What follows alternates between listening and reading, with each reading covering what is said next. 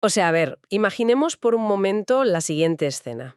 Alguien coge 100 sobres de papel vacíos, los numera del 1 al 100 y en apenas 100 días, casi sin darse cuenta, acaba metiendo 5.000 euros en ellos. Madre mía, suena a locura, ¿eh? Totalmente, o sea, suena a magia negra, financiera, o a una especie de estafa piramidal de estas raras. Pero sorprendentemente, en realidad, es la última tendencia que está arrasando en redes sociales. Es flipante. Sí, sí. Es que de repente el ahorro ha dejado de ser esa típica hoja de cálculo gris y súper punitiva que todos odiamos para convertirse básicamente en un juego viral. Y fíjate, ese es un cambio de paradigma espectacular. Porque tradicionalmente, la mente humana rechaza de plano el concepto de ahorrar. Ya, por naturaleza. Claro, por pura biología evolutiva, digamos, estamos programados para buscar siempre la recompensa inmediata. Y el diseño clásico de las finanzas personales nos exige posponer esa gratificación a un futuro súper abstracto. Un futuro que nuestro cerebro casi que ni entiende. Exacto. Nuestro cerebro reptiliano ni siquiera lo comprende del todo. Pero claro, al introducir dinámicas de juego, se hackea por completo ese instinto. Pues por eso creo que la inmersión de hoy es tan pertinente, porque vamos a diseccionar cómo transformar el ahorro, que suele ser una tortura basada en la restricción constante, en un hábito que no solo es automático, sino que, ojo, puede ser extrañamente adictivo. Y para conseguirlo, tenemos hoy sobre la mesa una cantidad de datos increíble. Sí, tenemos de todo. Vamos a cruzar estrategias muy diversas. Tenemos artículos de blogs como Quiero ser rico o Invierte con poco, informes de gigantes tradicionales como BBV o plataformas digitales como OpenBank, Ajá. y también tácticas de inversión de sitios como Inversa o Rising, y hasta el análisis de la ingeniería psicológica que hay detrás de las aplicaciones móviles de ahorro más punteras. Vamos, tenemos tela para cortar. Pues sí. Y a ver, la gran pregunta que surge aquí, y yo creo que es el caso de estudio perfecto para arrancar, es el archiconocido reto de las 52 semanas. Uf, el clásico de Internet. Totalmente. Se ha convertido en el estándar de oro para quien nos escucha y busque sobre ahorro en la red. Básicamente promete acumular casi 1.400 euros en un año con un sistema de aportaciones incrementales que a simple vista parece súper inofensivo, Ya. que luego choca de bruces con la realidad financiera de la gente. Bueno, pues vamos a desgranar esto porque la mecánica básica, a ver, es brillante en su simplicidad. Sí.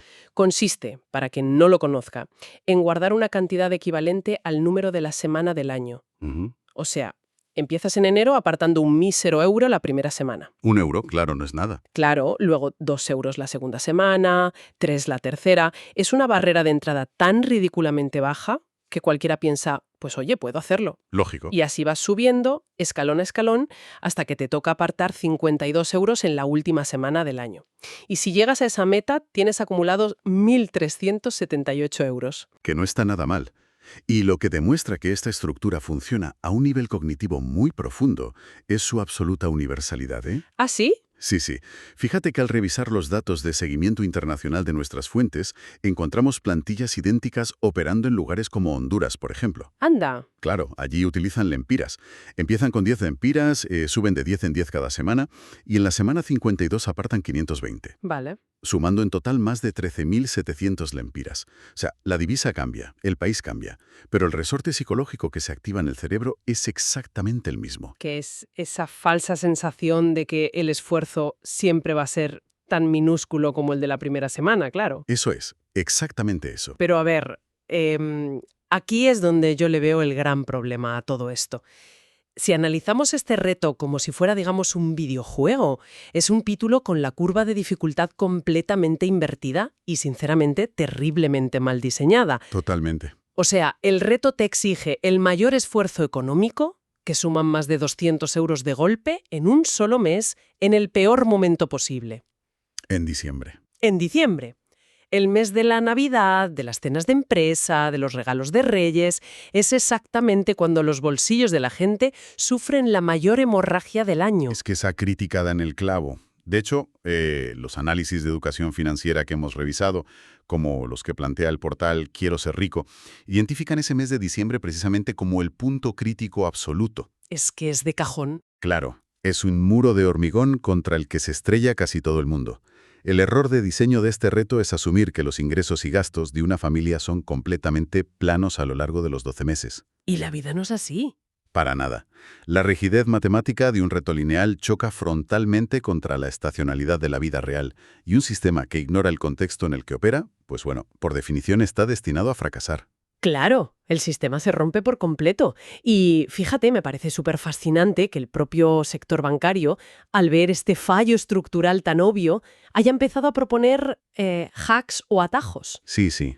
Ya no te dicen simplemente que ahorres y te busques la vida. Te dicen, oye, vamos a cambiar las reglas de este nivel final para que de verdad puedas pasártelo. Y ahí es donde entran en juego las variantes que proponen entidades como Open Bank en sus artículos. La más inteligente desde un punto de vista estratégico, yo creo que es el modelo inverso. Que es darle la vuelta a la tortilla. Exactamente. Simplemente le das la vuelta al tablero, empiezas la primera semana de enero ahorrando los 52 euros, que es lo más duro, y vas descendiendo gradualmente hasta llegar a 1 euro a finales de diciembre. O sea, aprovechas ahí el pico de motivación brutal que tenemos todos en Año Nuevo. Eso es. Y además cuadra perfectamente con las estructuras salariales de la gente que suele recibir bonos por objetivos o pagas extras a principios de año. Y hace que diciembre sea un paseo triunfal de pagar solo 1 euro a la semana, en lugar de ser una cuesta súper empinada. Me parece brillante, la verdad. Desde luego. Luego está el modelo constante, que básicamente destruye un poco la gamificación, todo hay que decirlo. Ya, le quita la gracia. Claro, divides el total, esos 1.378, entre 52 semanas y aportas siempre una cuota fija. A ver, es eficiente, pero es aburrido. Sí, es como un recibo más. Exacto. Y finalmente mencionan el modelo doble para los perfiles más agresivos. Consiste en multiplicar cada semana por 2, lo que te lleva a juntar más de 2.700 euros al año. Tela. Pero, a ver, donde de verdad vemos un salto evolutivo espectacular no es en cambiar el orden de los números, es en el formato en sí. Es la transición de tener el papel pegado con un imán en la nevera a usar software. Uf, madre mía, es que la tecnología lo cambia todo. O sea, la disección que hemos hecho de la aplicación 52 Week Money Challenge para preparar esto es súper reveladora. Totalmente. Ya no estamos hablando de echar monedas en una hucha de cerdito de toda la vida. Han diseñado una interfaz que ellos denominan Glassmorphic, con ese efecto visual de cristales Merilad súper elegante, tonos dorados, verdes oscuros. Parecen de alto standing. Es que parece una aplicación de banca privada suiza, literal. Además, soporta docenas de idiomas, de monedas y te permite gestionar múltiples retos a la vez. Están cogiendo una tarea dolorosa y la están vistiendo de experiencia de lujo. Y cuidado porque ese diseño no es casualidad. El lujo visual reduce muchísimo la fricción cognitiva. Claro. Pero lo fascinante aquí es el motor psicológico maquiavélico, y lo digo en el buen sentido, que lleva dentro la aplicación. Tienen una función que me vuelve loco, llamada modo de cantidad aleatoria. ¿Ah, sí? En lugar de saber qué cantidad te puedo poner cada semana, la aplicación te exige una aportación sorpresa. El usuario no tiene ni idea de si esta semana le van a tocar 3 euros o 40. Que, si lo piensas, es exactamente el mismo principio de las máquinas tragaperras de los bares. Es que es tal cual la famosa caja de Skinner de la psicología. Funciona bajo el principio puro de la recompensa variable. La segregación de dopamina en nuestro cerebro no se produce en sí cuando obtenemos la recompensa. Sino en la espera, ¿no? Exacto, se produce en la anticipación, en esa incertidumbre de no saber qué va a salir hoy. Es el mismísimo mecanismo que hace tan adictivo el hacer scroll infinito en las redes sociales. Qué fuerte. Al aplicarlo al ahorro, convierte en el simple acto de transferir dinero de una cuenta a otra en un microevento estimulante. Y, ojo, a eso le suman el famoso tema del emoji de fuego. Si registras un ahorro en la aplicación al menos una vez cada 13 días, te otorgan una llamita visual para indicarte que estás en racha. Que es un clásico. Es el mismo truco que usa Duolingo para los idiomas o Snapchat. Se aprovechan a tope del sesgo de aversión a la pérdida. Sí, sí. A la gente le duele muchísimo más perder una racha digital de fueguitos de 100 días que el esfuerzo real de tener que apartar 5 euros de su bolsillo. Así es. Transforman, digamos, la ansiedad que genera privarse financieramente en una urgencia casi vital por no romper un patrón visual en una pantalla. Es una redirección del estrés magistral. Y bueno, ya que hablamos de redireccionar el estrés, creo que tenemos que mencionar las opciones más salvajes que hemos encontrado para los adictos a la adrenalina financiera, por llamarlos de alguna manera. Las alternativas extremas, sí. Claro, plataformas como Preahorro recogen locuras, y digo locuras, como el reto del céntimo, que va escalando céntimo a céntimo cada día del año hasta llegar a casi 670 euros. Que exige constancia diaria. Tela. Tela, o el que mencionaba yo en la intro, el TikTok Money Challenge de los 100 sobres. A ver, el objetivo es inmovilizar 5.000 eurazos en poco más de 3 meses sacando sobres al azar. Me parece una brutalidad que demuestra hasta qué punto necesitamos teatralizar la economía más básica para forzarnos a hacer lo correcto. Teatralización es la palabra exacta. Estoy convencido. Pero, a ver, toda esta pirotecnia de los sobres, de las aplicaciones de cristal esmerilado y de las recompensas variables, al final nos lleva a un callejón sin salida muy terrenal. Ya, la realidad choca. Claro, llega un momento en que la gamificación choca de frente con la liquidez, porque el dinero para llenar ese sobre número 100 o para cubrir las 50 semanas altas del reto clásico, pues tiene que materializarse de alguna parte. De algún sitio tiene que salir. ¿De dónde se saca el capital cuando el presupuesto de una persona normal ya está tensionado al máximo? Ese es el verdadero campo de batalla.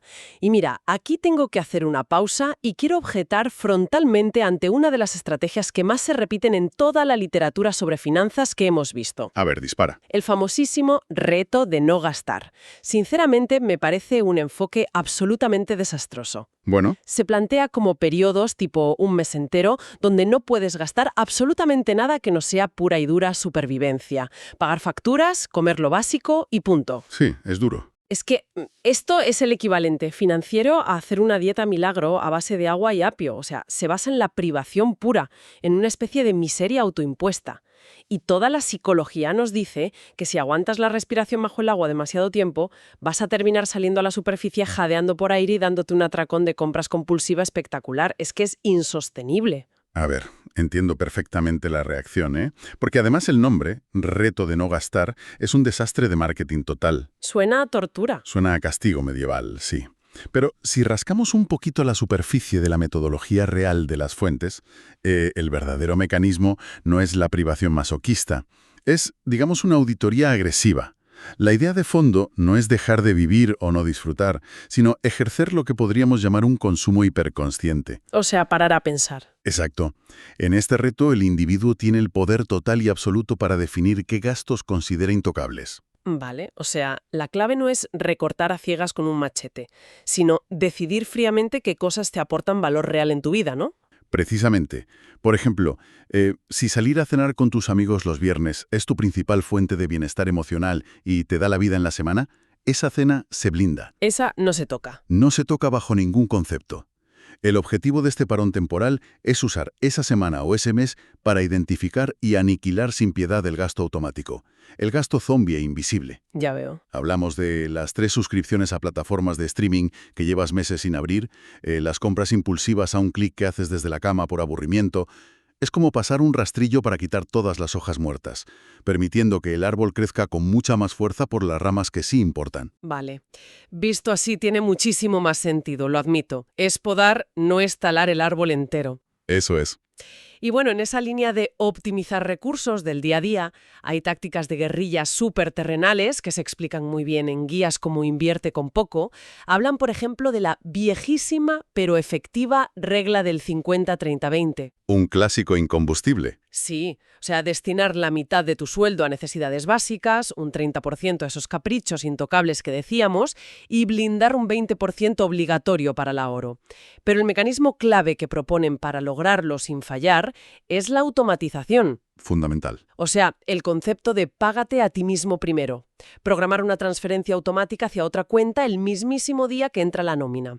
Si el dinero desaparece de la vista el día 1, el cerebro asume que nunca existió y te adaptas a lo que queda. Es que es un truco infalible. Y eso nos lleva también a la microgestión, al combate cuerpo a cuerpo contra lo que los expertos llaman los gastos hormiga. Uf, esos son peligrosos. Muchísimo. Fíjate. Hay un cálculo en los datos que, a simple vista, parece banal, pero matemáticamente es demoledor. Es el coste de oportunidad de no llevar un tupper al trabajo. Ya verás, el famoso tupper. Sí. Sustituir el menú del día del restaurante de abajo de la oficina por comida preparada en casa puede generar fácilmente un margen de ahorro de entre 50 y 80 euros mensuales. Parece poco dicho así al mes, ¿eh? Parecen cifras menores, claro, pero hazlos matemáticas. Esos 60 euros mensuales de media son 720 euros al año. Ostras. Estamos hablando de que es más de la mitad del reto de las 52 semanas entero, financiado simple y llanamente cambiando un hábito básico de logística alimentaria. No has tenido ni que sufrir.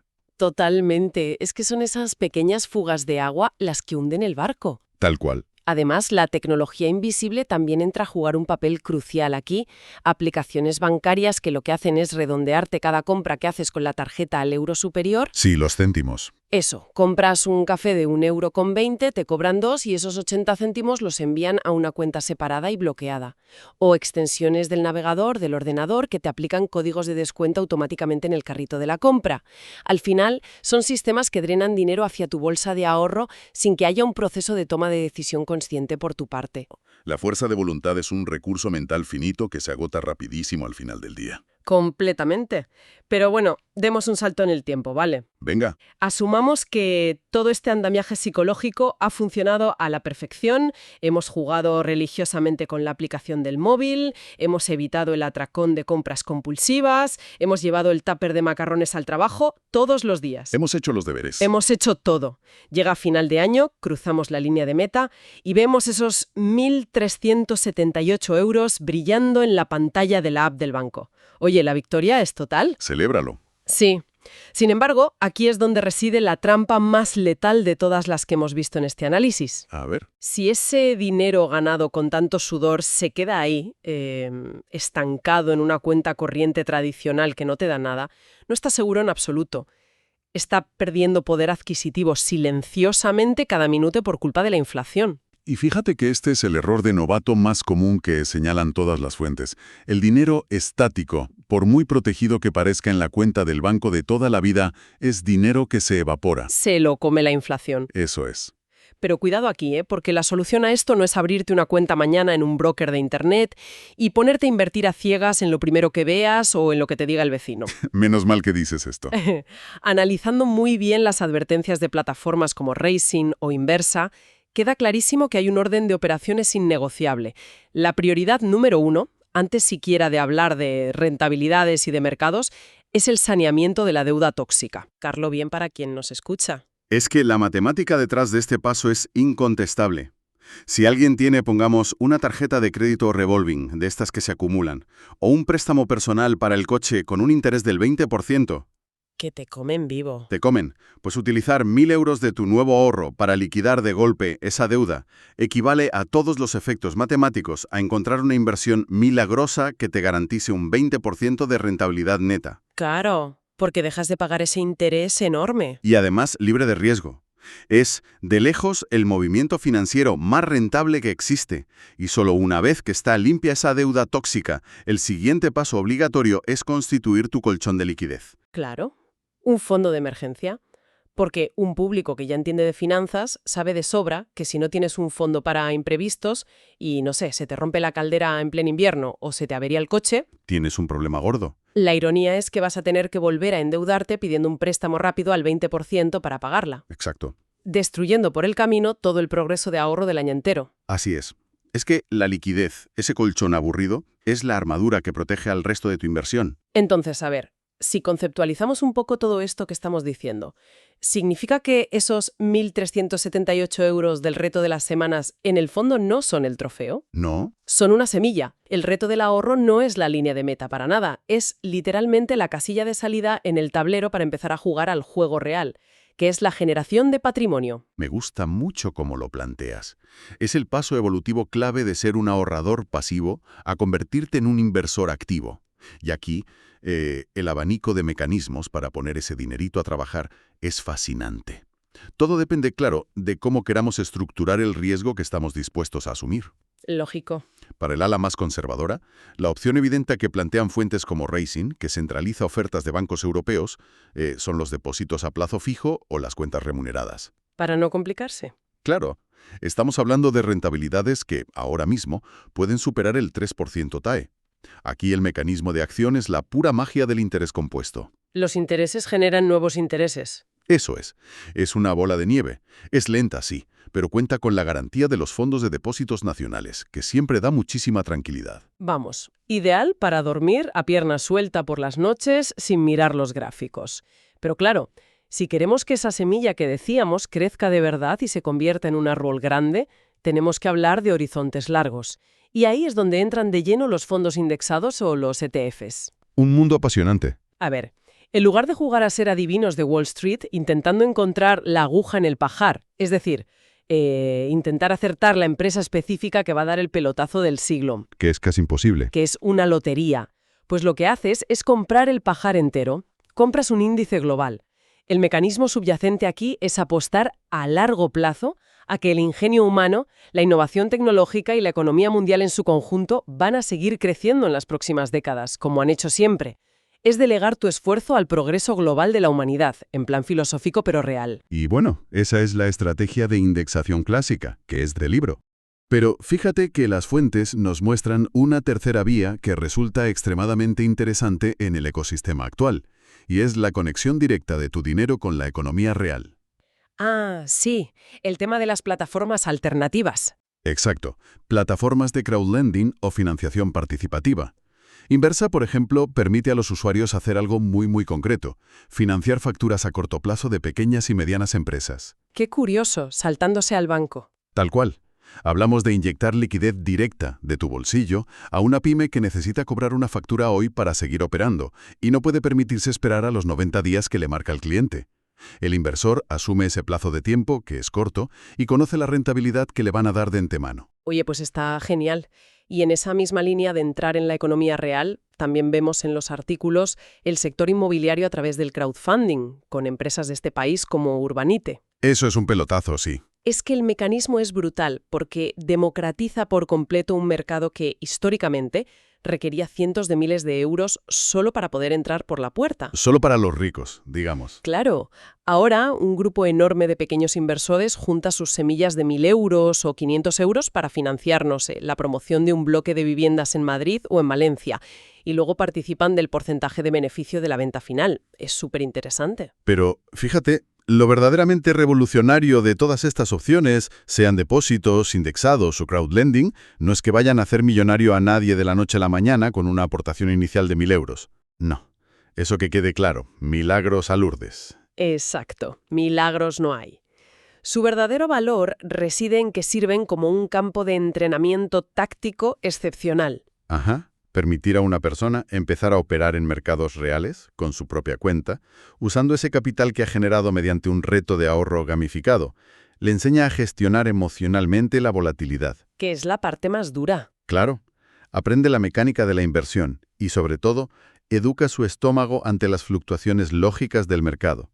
Pero lo hace sin asumir un riesgo vital que pueda arruinarle la vida. Vamos, a modo de gran síntesis, que la inmersión que hemos hecho hoy nos demuestra algo súper paradójico. El famoso reto de las 52 semanas, o cualquier variante que veamos en Internet llena de sobres, colores y emojis de fuego, en realidad importa muy poco por el dinero en sí mismo. Así es. Su función real, de fondo, es ser un gimnasio psicológico.